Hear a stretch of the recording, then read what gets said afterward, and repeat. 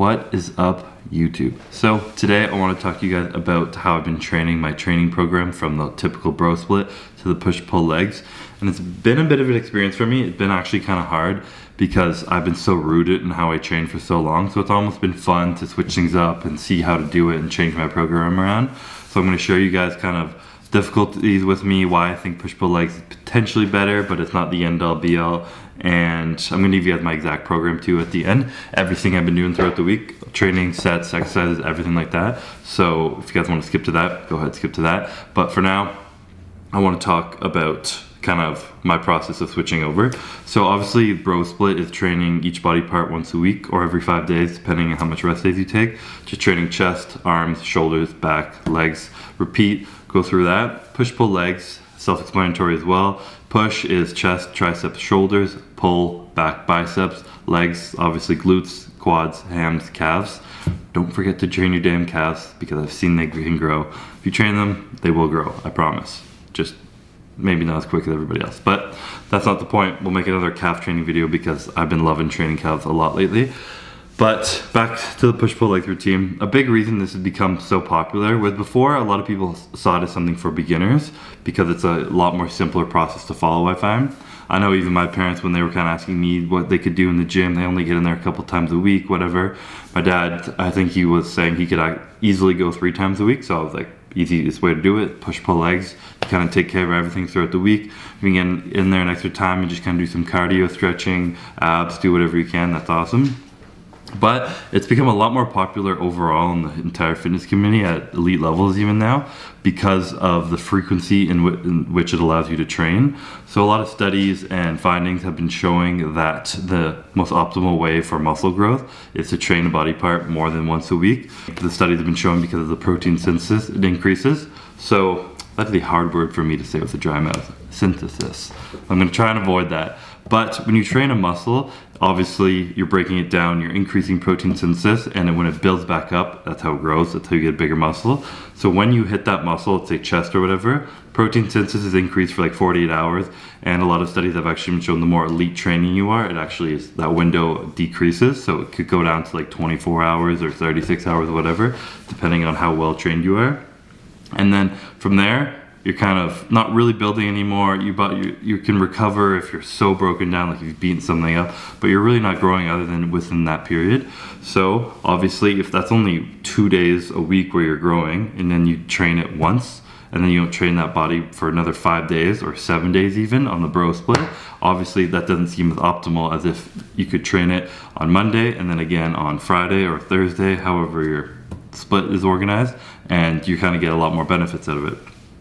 This obviously means that because you have more frequency, you need a little bit less intensity or volume in each workout. Because if your overall goal is to hit a certain amount of sets in a week, and before you were hitting, use chest again, let's say 12 to 15 sets in a chest day. Now, if you're doing that twice a week, that's going to be doubling your volume to 30. Obviously, your body's not really going to be able to recover from that. It's kind of going to lead to injury and just a lot of pain, and you don't want that. So what you got to do is split it up and be a lot more smart. And this is where I personally struggled, because I love getting in the gym and just like hauling ass, just pushing everything to the limit, training as hard as I can, and not being able to lift my arms, not being able to walk up the stairs at the end of a leg day, whatever it is. I just liked being able to kill myself. And learning to not do that was hard. So initially when I was doing it, I was doing very similar chest workouts to the way they were, and I was adding shoulder, I was adding triceps, and then I would do it again 3 days later, and I was sore, I was tired, and my body started to just like feel shitty. So I was like, hey, obviously you're not the Wolverine, you can't recover like a crazy animal. So I had to adjust in ways and push myself a little bit harder, do less volume in each workout. And it's been an adjustment, but I've actually started to like it because mentally it kind of allows me to realize, again, on the chest thing, instead of hitting 12 sets in a workout, if I only have, let's say 6, maybe 8, 2 total exercises of chest on that day, I know in those 2 exercises I have to give my 100%, full effort, just kill those, or else I'm not getting any benefit from the workout. There's no like make up for it halfway through or whatever. So it pushes me in those workouts, and that's still not too much to be broken down 4 days later, and I can hit it again then. another obvious benefit, because you're not doing all those sets in one single workout. At the end of a workout, typically if you're training one body part for an hour and a half, like some crazy people, by the end of that workout, you really don't have a lot of intensity left to give. You don't have any energy, the muscle's depleted, it's broken down, and it's just kind of tapped out of all the work it can do, but you're still pushing it to get all that volume in one day. So your last few sets are kind of a waste. So if every single chest day you come in and you bench, you incline back to back maybe, so that's like 6, maybe 8 sets of just pressing, and then you move on to flies at the end of your chest day. A lot of those flies are kind of negligible. You're not getting the amount of work you could be in out of them. Now, putting in the same amount of intensity you could as if you split it up. So now, if you have 2 chest days in a week, and the way I like to kind of split it up is having like a press day, like a bench press and stuff like that, and then later on in the week you do a little bit more flies. You're getting best of both worlds. You're able to push yourself in the bench press at the beginning, as well as push yourself in the flies, and you're getting a lot more intensity out of the same amount of sets, same amount of volume. So another huge benefit of push-pull legs. As any routine, obviously you can organize it however you want. A lot of people like to just do push-pull legs, rest, push-pull legs, repeat. They do the same workout. They have 3 workouts and that's all they do.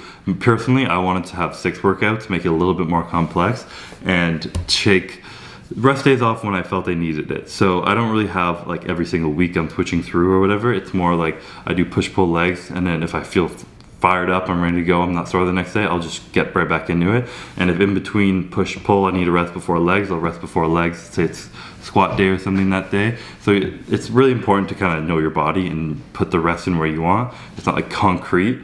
Not only that, a lot of people think you need to do push, pull, then legs. You can do legs, push, then pull, or whatever way you want to organize it, whatever way feels best for you works, because obviously a benefit of push-pull legs is you're not really training the same body part back-to-back days.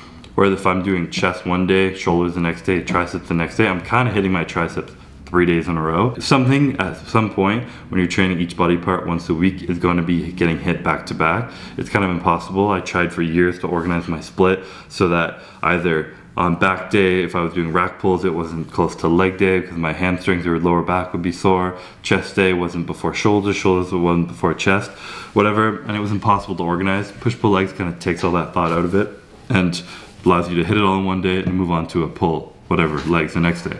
And personally, I really like that. So back to organizing, how you want to organize your split. Like I said, I have 6 total workouts. So I do push, pull, legs, push workout 1, pull workout 1, leg workout 1, and then rest if I need it or whatever. And then I do repeat, obviously push workout 2, pull workout 2, leg workout 2. And I had to organize this on a computer, and it's the first time I've had to do this for myself because I've been training so long and I just like to train how I train. And writing it all down, organizing it, and then I went to the gym and tried it a few times, and like I said, I had just put down too much volume for each body part, and I was just getting hurt and wasn't recovering like I needed to. So I switched it up, and I'm gonna try and read through my program and put it up on the screen. We're gonna see how my editing skills go because I am not an IT guy. My dad was a computer science genius, but did not get that trait. So on the first start, I went with the typical organization of a push-pull leg. For push day 1, first exercise is barbell press, incline or flat. Personally, I like incline a lot more, but I do like to put the flat in sometimes just to switch it up. And on this chest day, I have a heavy press movement, and I want to focus on keeping a little bit of my strength right now because I took some time off the gym. I haven't really been eating a lot. I've been giving my body and digestion, my autoimmune and everything a little bit of a break. So I want to kind of have some strength. So everything, I have a heavy press and I'll have a heavy squat in the week and focus on where I want it, but I'll get to that leg day. After that, I have alternated dumbbell shoulder press. So this is something I've started to do a lot lately, where you do one arm at a time, and it gets a little bit of core in the way, but it just allows you to really focus on each arm and perfect every rep. And I personally find, even because you're doing one at a time, you can kind of push out even a couple more reps and just get a little more intensity because you're just focusing on one arm at a time instead of 2. After that, I got a superset, chest flies with tricep extensions. So you'll see I have 3 sets of the flies and then 4 sets of the extensions. And that's because we've been starting off with chest earlier in the workout. So I'm gonna add in a little more triceps in that superset. Then I got lateral raises. My all-time favorite exercise for shoulders, lateral raises, just always do them. and then dips at the end.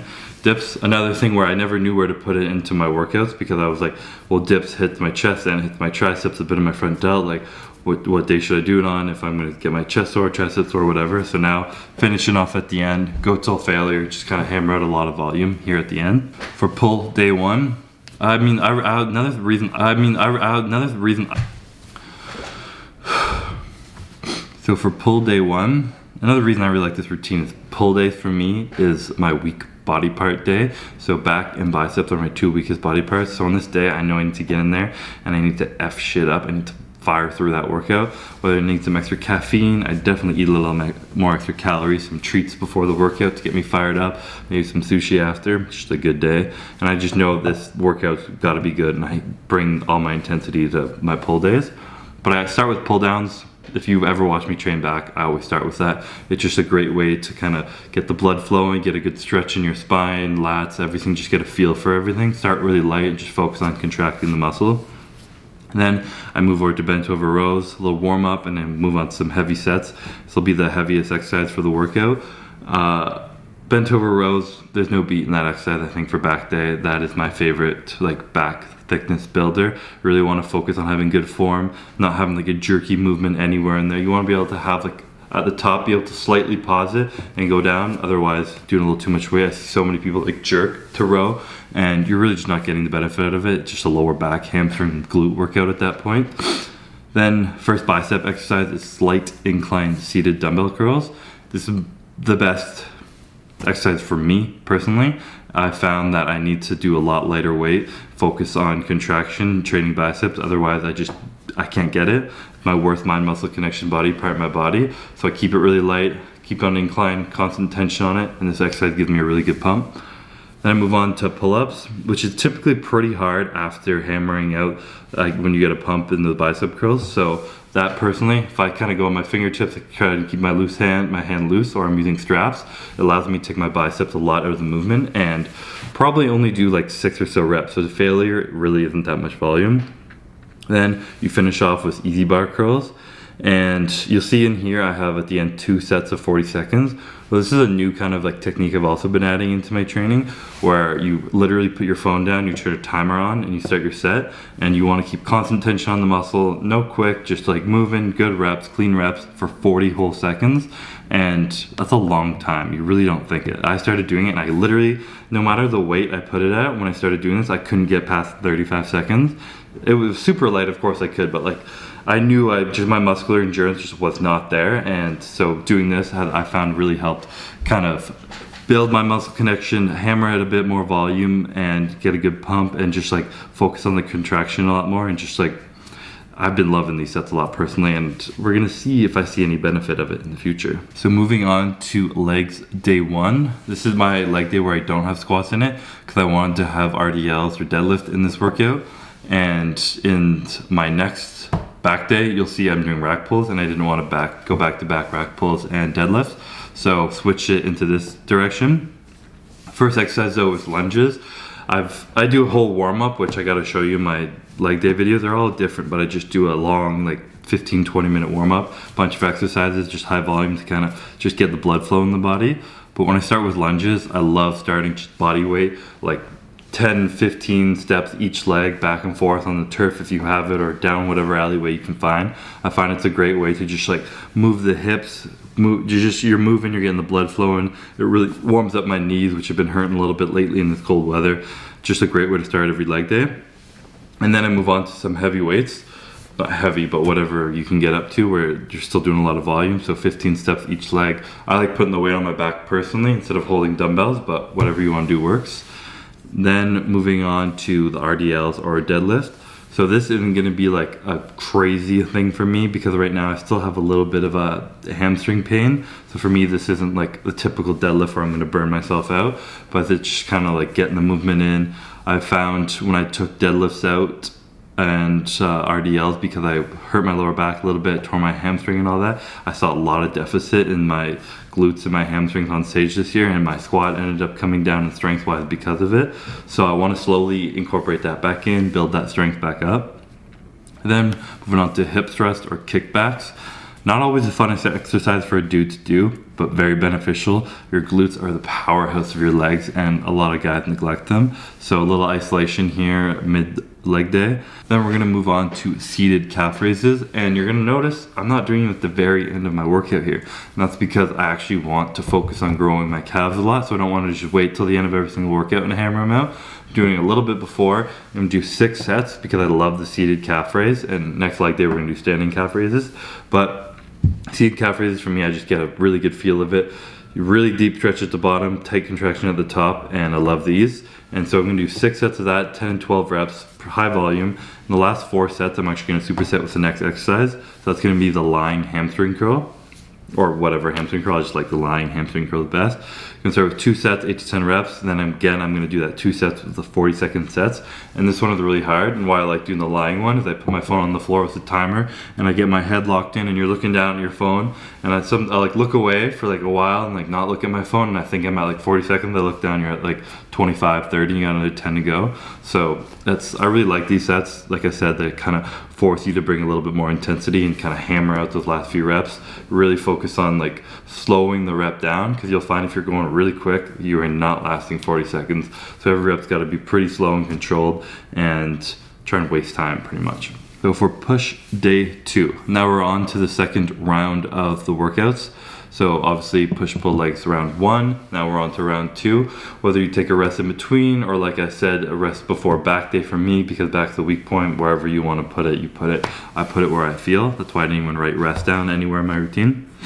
So push day 2, we're gonna be starting with a close grip bench press. So this one I try and focus a little bit more on hamstrings. Of course, chest is gonna activate a little bit, but again, that's another benefit of training triceps and chest on the same day. Doesn't matter if they're both working, it's actually a good thing.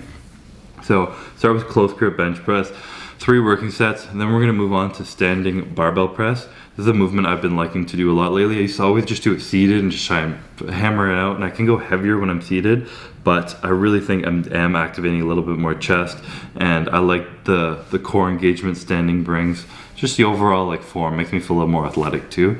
So I've been doing standing barbell press, then we're gonna move on to pec deck flies. Love the pec deck. This thing is just like, if you want just pure pec contraction, I don't think this can be beat just locked in the machine. Here again, we're doing that 2 sets of 40 seconds.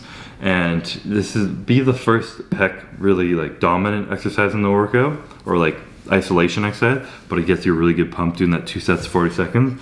So good to put that in right in the middle. Next, we're gonna move on to the overhead tricep movement. Doesn't really matter whatever your favorite one is, but I think every tricep routine throughout the week, you gotta have something behind the head like this where you're getting a really deep stretch coming through, good contraction at the top. Overhead tricep movements are just something you do not want to neglect to get that really deep stretch, grow those juicy triceps. Then we're gonna move on to lateral raises. Like I said, favorite shoulder workout, that's why we're doing it twice in the week, and any form of push-ups. So first 4 sets, you're gonna do the lateral raises, 10 to 12 reps, and then you're gonna move on to push-ups till failure. Personally, I like doing them on like a bench where I can like hold something like this, and as I'm holding it, I like push in, and it's kind of like a close grip, and it allows me to really contract my pecs like really hard, because you're holding onto a bench, let's say, and pushing in together. It gets a really good contraction, and you're just kind of hammer at the volume in your chest at the end of your last push day. For pull day 2, we got pull-ups at the beginning, 3 sets, kind of get the blood moving, and I'm gonna do this while I'm warming up with my rack pulls for the next exercise. So pull-ups are something I've been incorporating a little bit more now, because I find they're like a skill exercise, and no matter how many pull downs you do, it does not translate over to pull-ups. Pull-ups are just like the OG back workout. It's a really good way to kind of build my muscle connection as well, and I neglected them for a long time because I just like pull down. So I've been trying to put them in a little bit more now and just get better at them. And like I said, because in my gym where I have like power racks or whatever, so I'll do pull-ups and then I'll go down, and just below I'm gonna warm up on my rack pulls, get my lower back warmed up. And we only have 2 working sets of the rack pulls, because like I said, I don't want to tax my lower back too much and start engaging too much like glute hamstring on these. So I'm gonna really focus on just pulling in through the lower back, 2 working sets, 8 to 10 reps, see how heavy we can get. But again, I haven't been doing any pulling movements like that because of a few injuries, so ease back into that. Move on to hammer curls here, 3 sets, 10 to 12 reps. Again, switching up all the different kind of exercises throughout the week. I want to get some kind of either reverse grip or hammer curl, so I could alternate those in this set here. But you want to kind of get something that's going to hit your brachialis a little bit more. That's what I believe is the secret for Phil Heath's giant arms.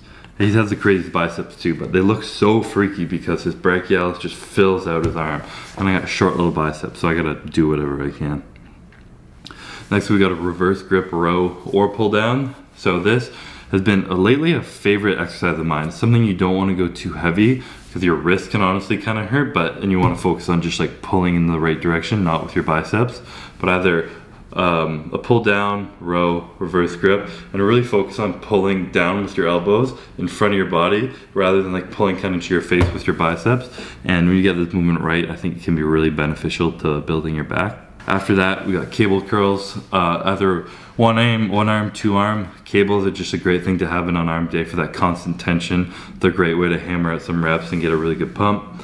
Then we're gonna finish with dumbbell curls. This is just one set. I used to do this all the time in college because we had this giant rack of black dumbbells and there was never really many people in the gym. So hopefully it's not too busy when I do this, but start at a weight where you can do like maybe 6 reps each arm, whatever, like 40s maybe for me, not too heavy. And then go close to failure, not quite, and then just keep going down. And I'm probably gonna do however much I feel like, really maybe 4 sets, just kind of a big drop set at the end of the workout, but only once, and then you're done. So moving on to the final workout, leg day number 2. This is gonna be my squat day. So like I said, I do want to keep a little bit of strength in. So I have 3 warm-up sets, or however many I need. I just put that in randomly sometimes. I don't know why I put up warm-ups.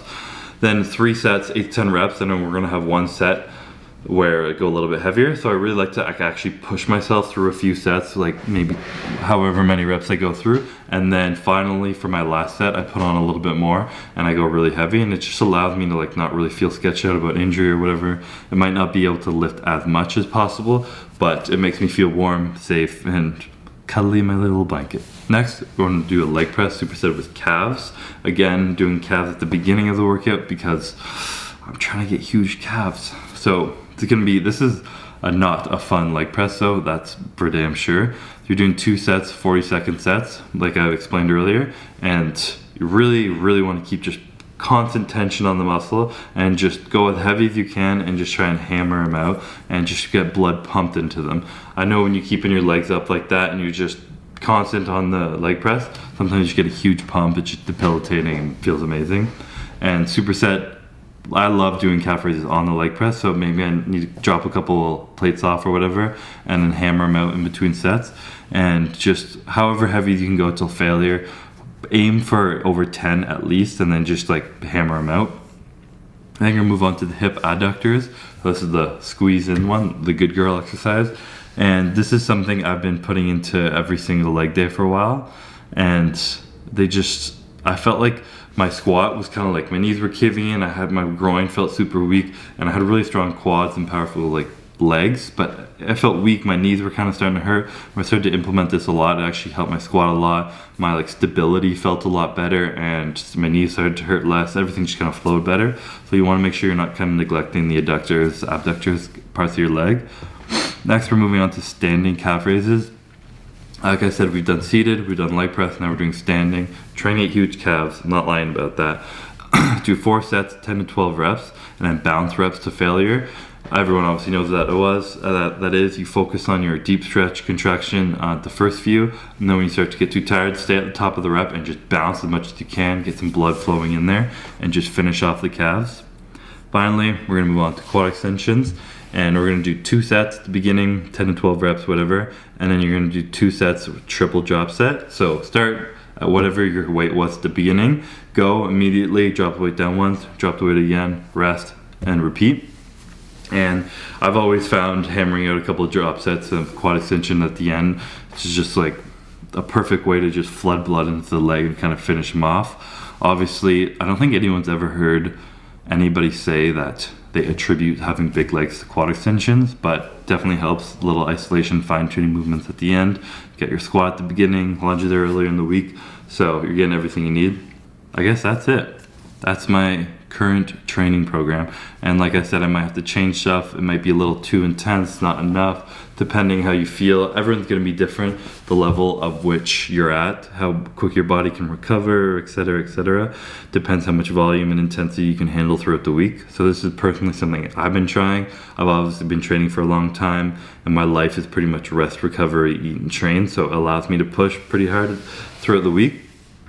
But you can see I have a great variation of all the different exercises throughout the week, trying to hit every body part at different angles, different exercises, different rep ranges, and all that good stuff. So it really is, push-pull legs is really like a interesting kind of routine that allows you to just like structure things in a very intelligent way, I find, very specific way. Whereas with bro split, it's just kind of like hammer yourself, hurt yourself throughout the week, see how hard you can train, and then move on. And I don't want to like down talk bro split, because I found a lot of people have, now that push-pull legs and training frequency increasing has become more popular. Obviously, bro split works. It worked for me. It works for a lot of people. And I think the most important thing in finding the right training program for you is making sure it's just that for you. So for the longest time, I did push the bro split, and I absolutely loved it. I loved getting in the gym, training hard, leaving tired, hurt, and it made me feel super accomplished. And that made me excited to go to the gym. It made me excited to push myself, and I saw great results because of that.